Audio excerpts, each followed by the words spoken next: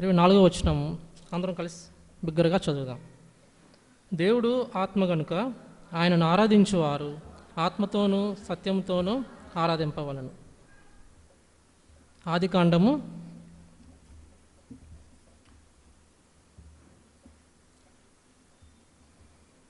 22వ అధ్యాయము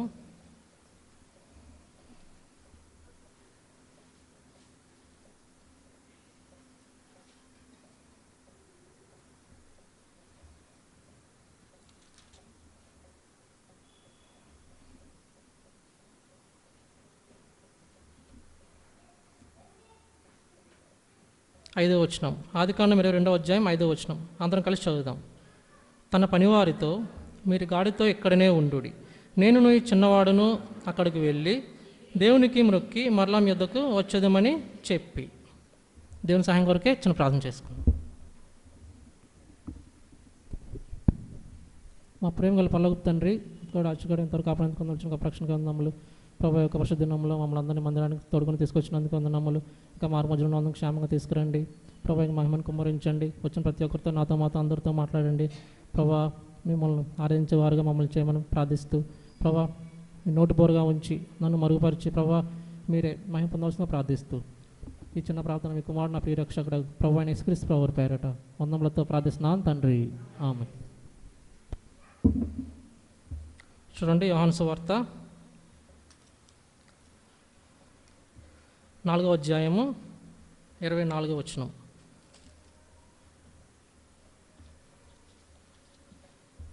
యోహాను సువార్త 4వ అధ్యాయం 24వ వచనం అందరం కలిసి చదువుకుందాం మరొకసారి. దేవుడు ఆత్మ గనుక ఆయనను ఆరాధించువారు ఆత్మతోనూ సత్యముతోనూ ఆరాధింపవలను. అది చూడండి, మనం అనేక సంవత్సరాలుగా దేవుణ్ణి ఆరాధిస్తూ వస్తున్నాము. అయితే వాస్తవం ఏంటంటే ఇప్పుడు ప్రత్యేక దినాల్లో జనాలు మందిరానికి వస్తారు, ఆరాధన సమయంలో ఆరాధిస్తారు. కానీ వాస్తవానికి అది సరైన ఆరాధన కాదా అనేది మనం గ్రహించాలి. అయితే మనం చూస్తూ ఉంటాం అనేక టీవీల్లోని లేకపోతే బయట పరిస్థితుల్లో ఎవరికి నచ్చినట్టు వాళ్ళు దేవుణ్ణి ఆరాధిస్తూ ఉంటారు. అయితే నిజమైన ఆరాధన అంటే ఏంటి? దేవుడు స్పష్టంగా చెప్పాడు కదా, ఆయన ఆరాధించేవారు ఆత్మతోనూ సత్యముతోను. అంటే ఆత్మతో ఎట్లా ఆరాధించాలి, సత్యంతో ఎట్లా ఆరాధించాలి? అయితే దేవుడు తెలియజేస్తున్నాడు. చూడండి, యోహాను సువార్త 8వ అధ్యాయము 32వ వచనం. యోహాను సువార్త 8వ అధ్యాయం 32వ వచనం అందరం కలిసి చదువుకుందాం. అప్పుడు సత్యం మిమ్మల్ని స్వతంత్రులుగా చేయనని చెప్పగా. అది మనం ఆరాధన చేసేటప్పుడు నిజమైన అసలు ఆరాధన అంటే ఏంటని తెలుసుకోవడమే సత్యం. అప్పుడు సత్యం అంటే మనల్ని ఏం చేస్తుంది?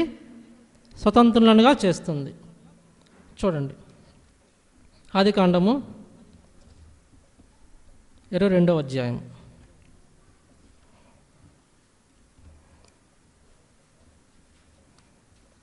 ఆదికాండము 22వ అధ్యాయము 5వ వచనం అందరం కలిసి చదువుకుందాం. ఆదికాండము 22:5 తన పనివారితో మీరు గాడిదతో ఎక్కడనే ఉండుడి, నేను ఈ చిన్నవాడును అక్కడికి వెళ్ళి దేవునికి మ్రొక్కి మరలా మీ యొద్దకు వచ్చేదామని చెప్పి. చూడండి, మొట్టమొదటిగా బైబిల్లో మ్రొక్కి అన్న పదం ఇక్కడ రాయబడింది. అంటే ఆరాధన. ఇంగ్లీష్ బైబిల్లో వర్షిప్ అని ఉంటుంది. అంటే బైబిల్లో మొట్టమొదటిగా వర్షిప్ అన్న పదం ఆదికాండం 22వ అధ్యాయం 5వ వచనంలో రాయబడింది. అయితే అది ఏ సందర్భంలో రాయబడిందంటే ఏదో సంతోషకరమైన సందర్భంలో రాయబడలేదు. అది ఎంతో భయంకరమైన ఒక కుమారుణ్ణి వధించే సందర్భం. ఆ సమయంలో ఆరాధన రాయబడింది. అదేంటి, దేవుడు ఇట్లాంటి సందర్భంలో ఆరాధన అనే పదాన్ని ఎందుకు రాశాడు అంటే దేవుడి యొక్క ఉద్దేశము 2024 సంవత్సరాలు పూర్వమే మనకు తెలియజేశాడు. ఏంటి అంటే చూడండి, ఆదికాండము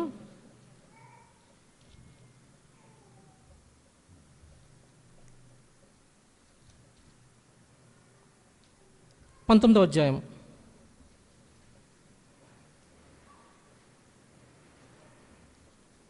ఆదికాండం 19వ అధ్యాయము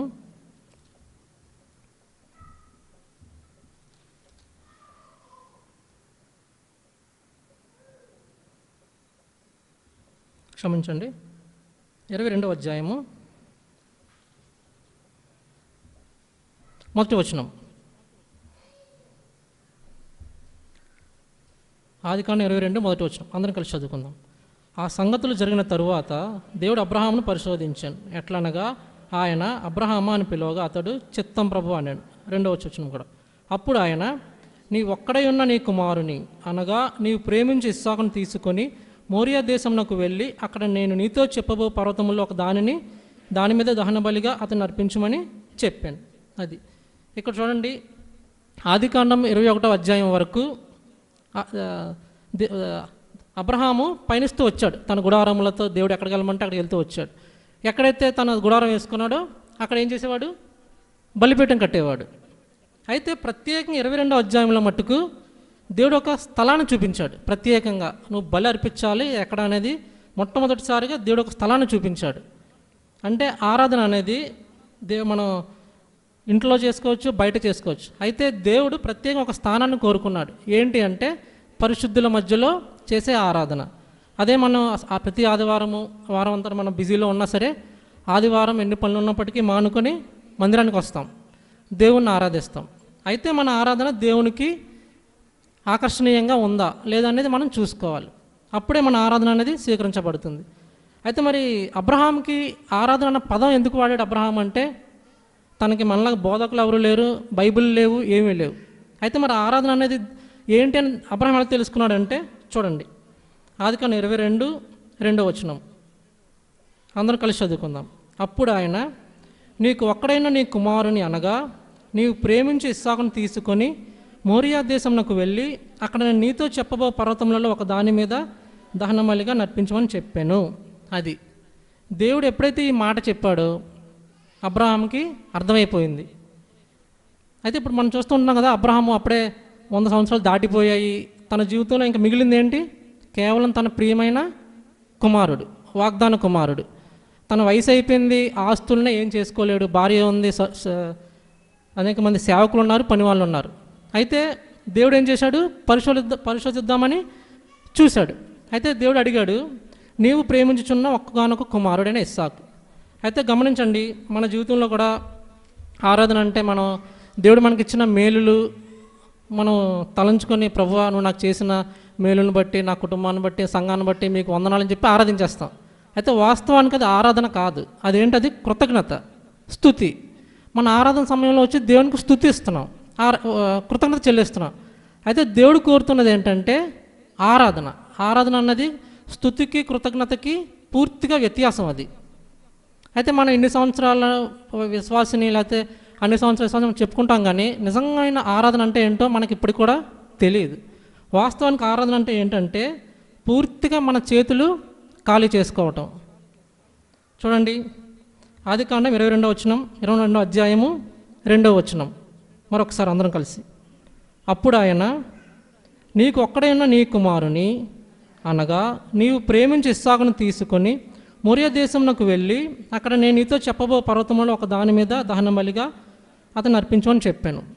చూడండి, అబ్రహాం స్థానంలో మనం కానీ ఉన్నట్లయితే దేవుడు వచ్చి నీ కుమారుని అర్పించు అంటే మనం ఏం చేస్తాం? దేవుడు ఇంక పూర్తిగా డీటెయిల్గా చెప్పకుండా నీవు నీ కుమారుని అర్పించు అంటే మనం ఏం చేస్తాం చెప్పండి? సాధారణంగా అబ్రహాం స్థానంలో ఉంటే ఇస్సాకుని ఇస్తామా, ఇస్మాయిల్ని ఇస్తామా చెప్పండి?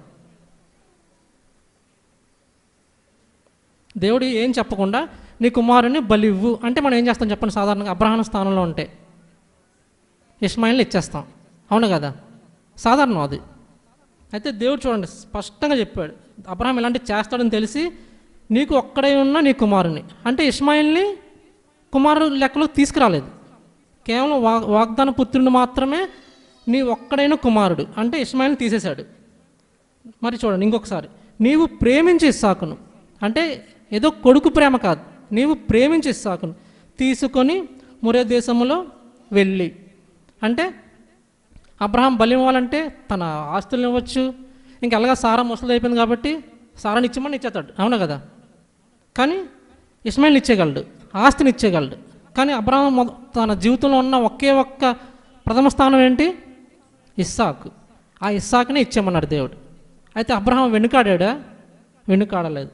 అంటే మనం ఇక్కడ అబ్రహాం జీవితాన్ని బట్టి మనం చూసింది ఏంటంటే నిజమైన విధేయత. అంటే తన చేతులు ఖాళీ చేసేసుకున్నాడు. ఇంకా తన జీవితానికి ఏమీ లేవు. వయసు అయిపోయింది, ఆస్తి ఏం చేసుకోలేడు, భార్య ఉంది, ముసలి అయిపోయింది, సేవకులు ఉన్నారు, ఏం చేయలేరు. అయితే తన ప్రేమించే కుమారుని కూడా దేవుడు ఇచ్చేయమంటే ఇచ్చేస్తాను ప్రభు అన్నాడు. అది నిజమైన ఆరాధన అంటే. మన జీవితంలో దేవునికి మనకి ఏదైతే అడ్డంగా ఉందో అదే ఆరాధన దేవునికి వెళ్ళనివ్వదు.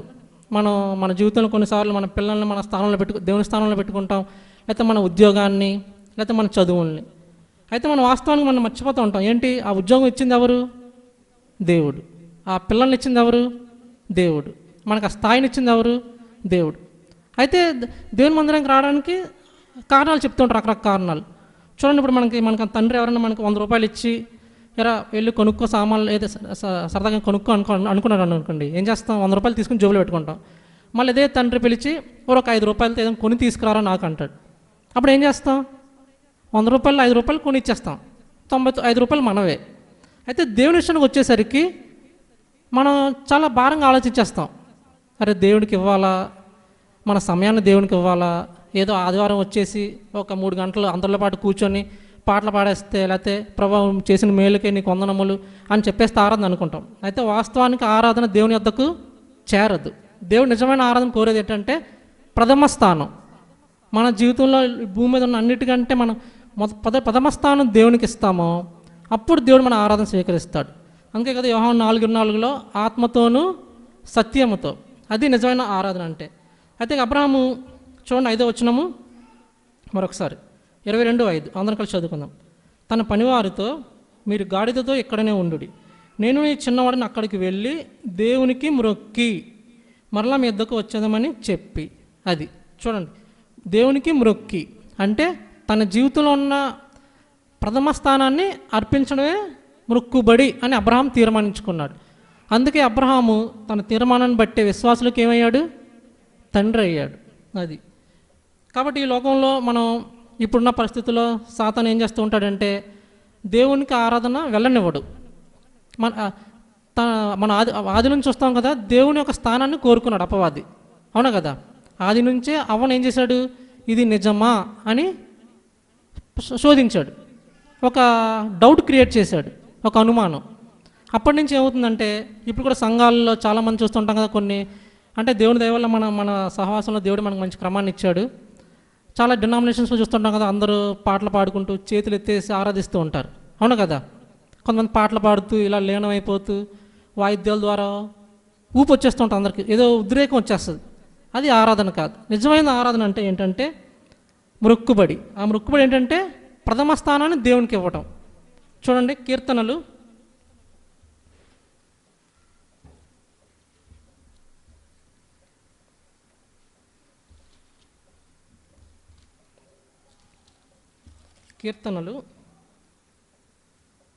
95:6. కీర్తనలు 95వ అధ్యాయము 6వ వచనం అందరం కలిసి చదువుకుందాం. కీర్తనలు 95:6. ఆయన మన దేవుడు, మనం ఆయన పాలించు ప్రజలము, ఆయన మేపు గొర్రెలము, రండి నమస్కారం చేసి సాగిల పడుదాము. అది చూడండి, ఆరాధన అంటే ఏంటంటే నమస్కారం చేసి సాగిల పడదాం అంటే ఇంగ్లీష్లో బౌ డౌన్. అంటే ఆరాధన అంటే ఏంటంటే మనం అసలు ఆయన మొహాన్ని చూడలేం, మనం పూర్తిగా తగ్గించుకోవటం, మన మోకాళ్ళు భూమికి తాకి మన శరీరాన్ని పూర్తిగా కిందకి సమర్పించి సాష్టాంగ పడ్డం, అది ఆరాధన అంటే. అంతేగాని ఆరాధన అంటే మన తలలు పైకెత్తి చేతులు ఎట్లా పెట్టి అది ఆరాధన కాదు.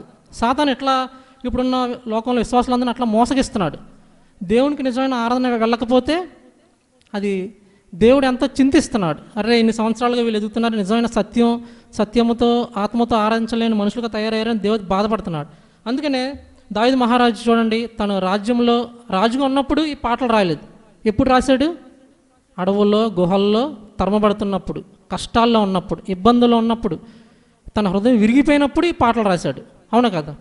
మనం కూడా మన జీవితంలో అనేక శ్రమలు వస్తుంటాయి, శోధనలు వస్తుంటాయి, కుటుంబ పరిస్థితులు ఇబ్బందికరంగా ఉంటాయి. అయితే ఆ పరిస్థితుల్లో మనం నిజంగా దేవునికి ప్రభువా నాకు ఎంతో మేలు చేసావు, ప్రభువా నన్ను రక్షించుకున్నావు అని ఎప్పుడైతే చెప్తామో విరిగిన హృదయంతో, ఆ ఆరాధన దేవునికి ఎంతో ఇనుసొంపుగా ఉంటుంది. అది నిజమైన ఆరాధన అంటే. అంతేగాని మేలులు బట్టి దేవునికి స్తుతి చెల్లించడం ఆరాధన అనేది కాదు. మన జీవితంలో మొట్టమొదటి స్థానాన్ని దేవునికి ఇవ్వడమే నిజమైన ఆరాధన. అది ఎవరన్నా కానీ, మన ఉద్యోగం కానీ, మన పిల్లలు కానీ, మన సమయం కానీ, మన టాలెంట్ కానీ, అవన్నీ పక్కన బట్టి దేవుని సమయాన్ని, దేవుని వారి కార్యక్రమాలకి, దేవుని పనులకు, దేవుని మందిరానికి మొట్టమొదటి స్థానాన్ని ఎప్పుడైతే ఇస్తామో అదే నిజమైన ఆరాధన.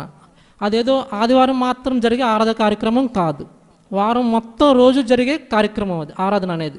అందుకే కదా పరలోకంలో దూతలు నిత్యం ఏం చేస్తుంటారంట? ఆయన స్తుతిస్తూ ఉంటారు. ఎట్లా స్తుతిస్తూ ఉంటారు? వాళ్ళకు ఉండే రెక్కలతో ముఖాన్ని కప్పుకుంటారు. ఎందుకు? దేవుని చూడలేవు అవి. మనం కూడా అంతే, దేవుని చూడలేము. అందుకే సాష్టాంగపడి నమస్కరించి విధేయతతో దేవునికి ఆరాధన చెల్లించాలి, భయభక్తులతో. అందుకే కదా మనం ఈ లోకంలో ఉన్నప్పుడే ఆరాధన గురించి తెలుసుకోవాలి. ఎందుకంటే మనం చనిపోయిన తర్వాత మనకున్న డ్యూటీ ఏంటి? ఒకే ఒక్క డ్యూటీ, ఆరాధించడమే. ఇక్కడే మనం ఆరాధన అంటే ఏంటో తెలియకపోతే, ఆరాధన ఎట్లా చేయాలో తెలియకపోతే, ఇంకా పరలోకంలో మనం ఏం చేస్తాం? ప్రభువా నా కుటుంబం బట్టి నీకు కొందరు ఆరాధించగలమా? ఆరాధనలో అవేం ఉండదు, మన కుటుంబం ఉండదు, ఏముండదు. కేవలం మన ఆత్మస్వరూపులుగా ఉంటాం కాబట్టి ఆయన ఆరాధిస్తూనే ఉంటాం. కాబట్టి భూమి మీద ఉన్నప్పుడే దేవుడు ఏం చెప్తున్నాడు? ఆయన ఆరాధించువారు ఆత్మతోనూ సత్యముతోనూ ఆరాధించవాలని. చూడండి, ఆదికాండము 22వ అధ్యాయం.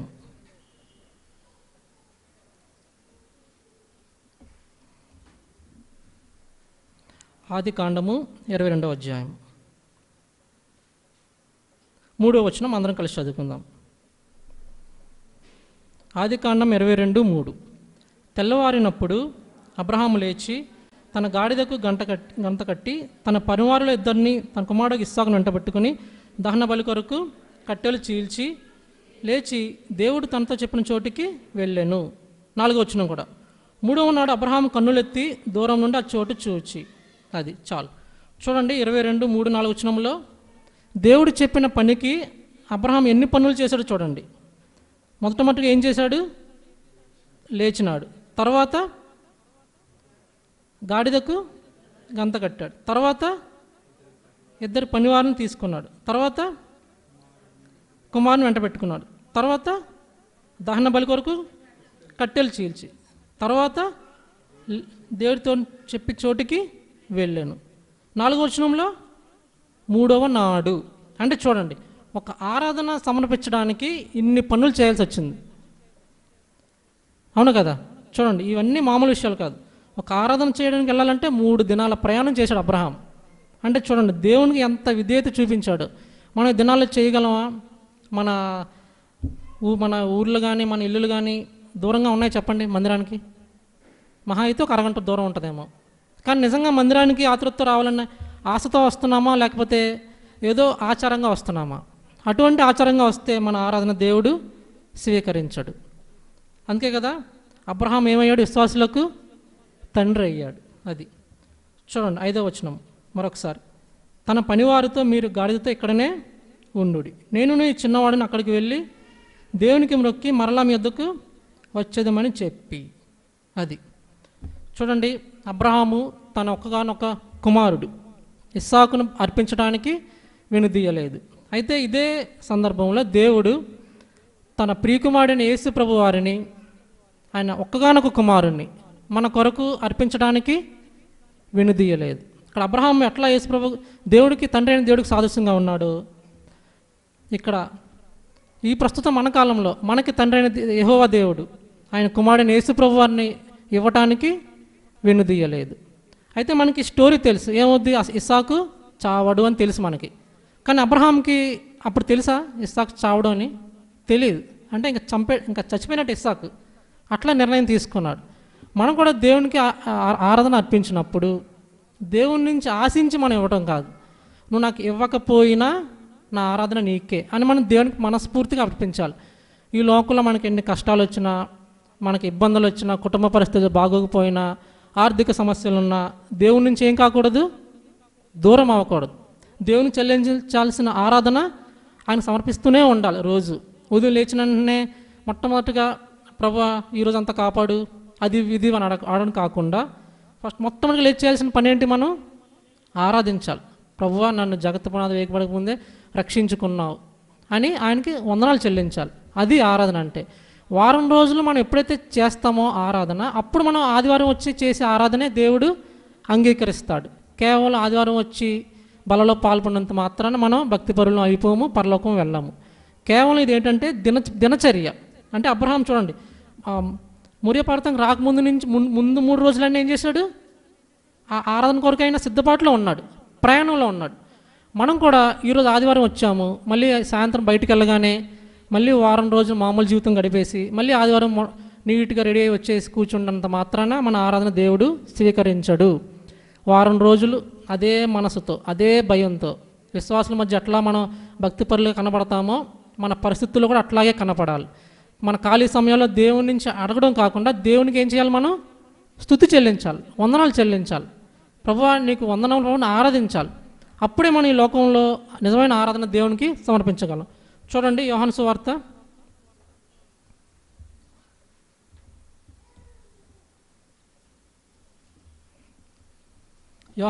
4వ అధ్యాయము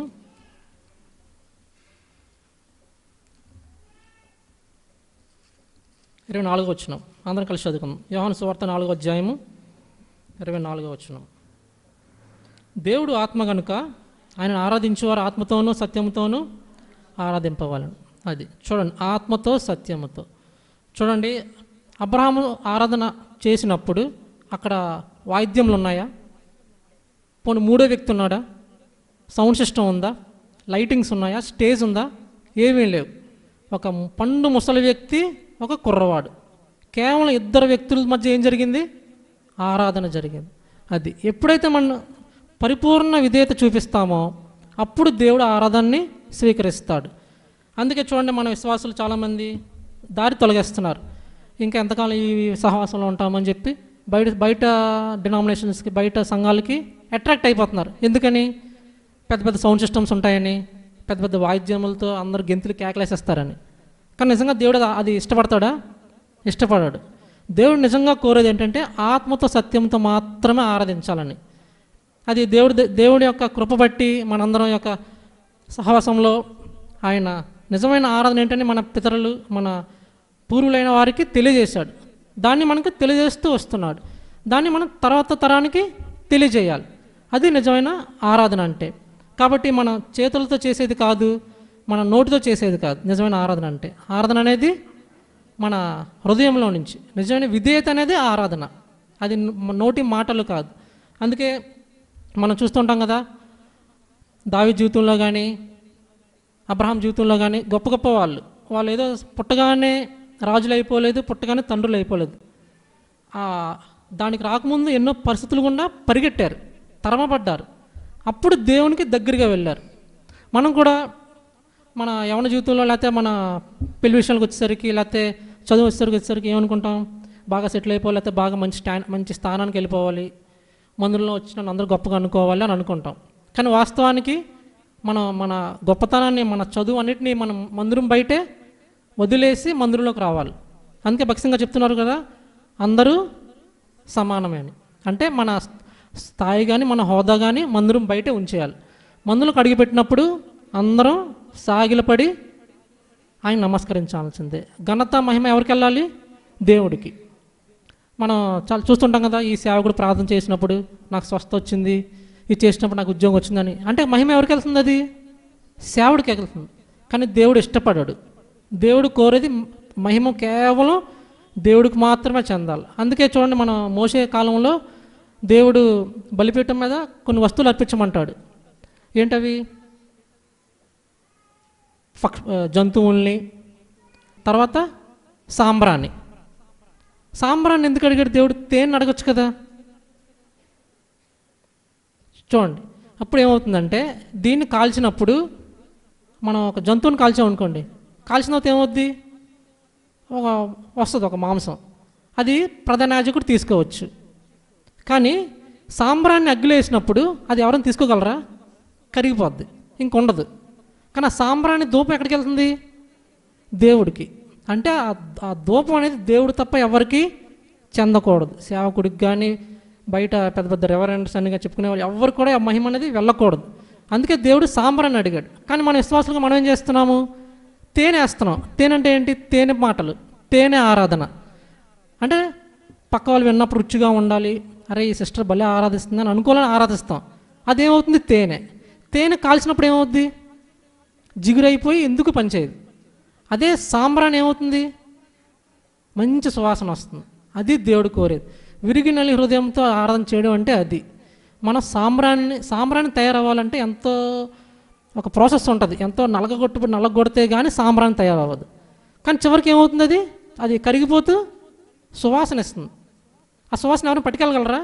పట్టుకెళ్ళరు. డైరెక్ట్గా దేవుడి దగ్గరికి వెళ్తుంది ఆ ధూపం. అందుకని దేవుడు పాత నిబంధనలో సాంబ్రాణి వేయమన్నాడు, ఎందుకంటే అది ఎవరికి చెందకూడదు అని.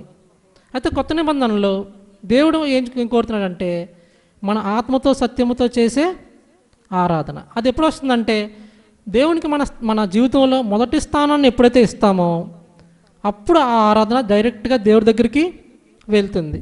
అంతేగాని లోకంలో చేసిన మేలులు బట్టి ఆయనకి ఆరాధన వెళ్ళదు, పరిస్థితులు బట్టి ఆరాధన వెళ్ళదు. కేవలం నీకు దేవుడికి మాత్రమే సంబంధం అది ఆరాధన అనేది. ఇంకేమీ మధ్యలో రాకూడదు. నీ స్థానం కానీ, నీ యొక్క ఉద్యోగాలు కానీ, నీ పిల్లలు కానీ. ఎప్పుడైతే ఈ స్థానాన్ని మనం దేవుడికి మాత్రమే ఇస్తామో అప్పుడు మన నోటితో చేసే ఆరాధన దేవుడు స్వీకరిస్తాడు.